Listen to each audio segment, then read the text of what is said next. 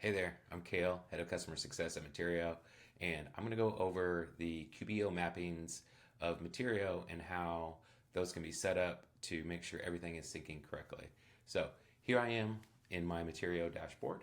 I'm going to go to the main menu here in the top left. Once I go there, I need to go to QuickBooks, and this is assuming that you've already connected QBO, and now we need to map QBO. So now that I'm in my settings, I need to go down to Manage Settings, and this is where the mappings live. So once I get to Manage Settings, this is reading my QBO. It's reading my chart of accounts, and anything that I need to select, I can select here that is in my QBO chart of accounts. So on the left side, in the income column here, I have all the items that are going to be affected by invoicing or receiving money from clients. And on the right side, on the expense account column, I have everything that's going to be touched from the procurement side or money outflows. And so whenever I invoice my clients and I'm selling products such as sofas, furniture, materials for construction, anything like that, if I have it listed as a material in the scope of work, it will be a product in QBO. And so I can choose whichever account I want that to map to. And here I have my income accounts. I have my high level account, my parent account, income, sales of product income, and I can either choose to map it to my general sales account, I can map it to my sales of product income account, or I can see if there's any other accounts that might fit what I'm trying to map this to. But for this case, for products, I want to map it directly to my sales of product income. Similarly, I'm going to go through all these other items. So services, those are things like design services, project management fees, things that are listed in those types of categories in your scope of work. And so if I have a specific chart of account that I need those to go to, I can choose those from this drop down. And I just need to go through here and make sure that I have all my mappings correct. So here's shipping. I'm going to move this one to shipping income. Delivery, I could also change this to shipping income. Contractor labor, this is going to be labor, such as third-party labor, such as subcontractors and that sort of thing.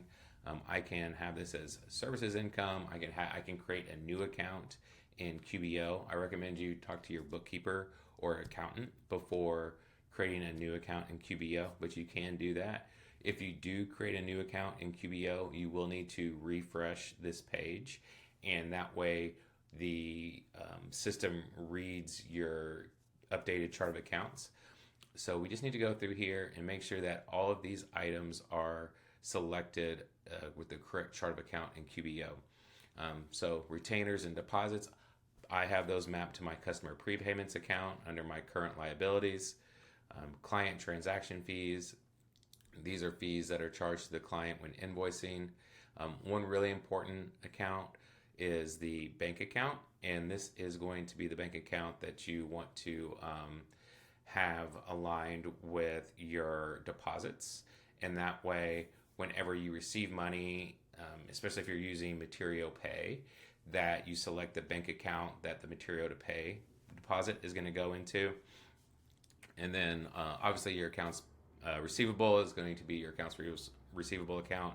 And then there is a miscellaneous. And so whenever you hard key things on an invoice under the other option and it's not connected to anything in the scope of work, that is going to be considered a miscellaneous item. And so that's going to go to, by default, uncategorized income. You may have a different methodology that you want to set this up to map to. But typically, those should be one-offs, and you should definitely consult your bookkeeper or accountant to make sure that you're utilizing that mapping correctly. So now on the purchasing side or the money outflow side, this is going to be more related to your cost of goods sold.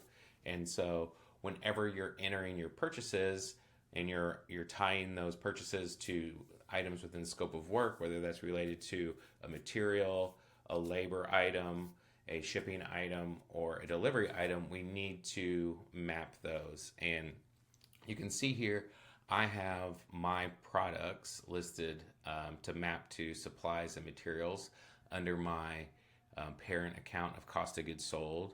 And this is under my materials category in cost of goods sold. And similarly, I have shipping mapped to my freight cost of goods sold account. This is very specific to your business and your industry, depending on how you want to map things. And your accountant or your bookkeeper may have specific thoughts and feelings on how to map these to make sure that you're in line with how they like to do things.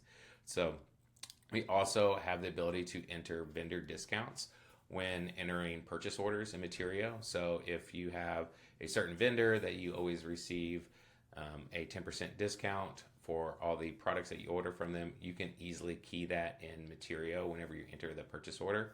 And this is where that discount will be mapped to. And so I have my vendor discounts going into my cost of goods sold. And so that will decrease my cost of goods sold. So that's what I want my discounts to do ultimately, is it's a discount for my cost. Similar to transaction fees, if you have transaction fees when you purchase, for the vendor charges you some type of convenience fee, transaction fee, etc., we can map those just to a general cost of goods sold account, or we can map them to a transaction fees or a vendor transaction fees, or whatever you want to name it in QBO. That can be mapped here. And then another really important thing is vendor sales tax. So a lot of people in the design world have wholesale certificates on file with most of their vendors, so they can avoid paying vendor sales tax, and subsequently then paying client sales tax and feeling like they're being double taxed if they do have to pay vendor sales tax. So what we can do is we can isolate that vendor sales tax. If you do have to buy something from Amazon and they don't offer the wholesale certificate to be on file, and you just have to pay sales tax whenever you purchase something that you're going to then resale, this is the account in QBO that's going to be mapped to. And so there are certain states that may offer rebates or discounts on the sales tax that you have to remit based on the vendor sales tax that you paid, so they can potentially give you some relief, not feeling that you're being double taxed. We have a whole article on that I will link in this article with this video. But that's a whole nother can of worms. Definitely consult with a tax attorney or your accountant, CPA. Anything to do with tax, don't test the waters. Don't go with your gut. Don't go with what somebody has told you is the standard that isn't a tax specialist or a CPA. I can't stress that enough. There's a lot of misinformation out there about sales tax, so make sure that you consult an expert that knows exactly the rules and, most importantly, the laws on how to collect and remit sales tax, because that is something that the revenue departments aren't forgiving with because you made a mistake or that you had the wrong information. So please consult with a CPA whenever messing with sales tax, and don't go with your gut. And so just to move on, the last piece here is the accounts payable. This is whenever you enter a bill and a purchase order turns into a bill in QBO. That is then an account payable. If you have not paid that bill yet, this is where that will be mapped. And then similarly to the invoicing side, if you manually key something on a purchase order, this will go into an uncategorized expense if it's not tied directly to something in the scope of work, because we just don't know, since that wasn't tied to a material, any labor, shipping, or anything like that. It's just kind of hanging out there it's going to go into QBO as an uncategorized expense. So hopefully this helps. I'm more than happy to go over any of these mappings individually with any of our clients or potential customers, and how these may best be set up for your specific situation. Always happy to offer advice, and at the end of the day, it's most important to consult with your bookkeeper or CPA. All right, thanks. Have a great day.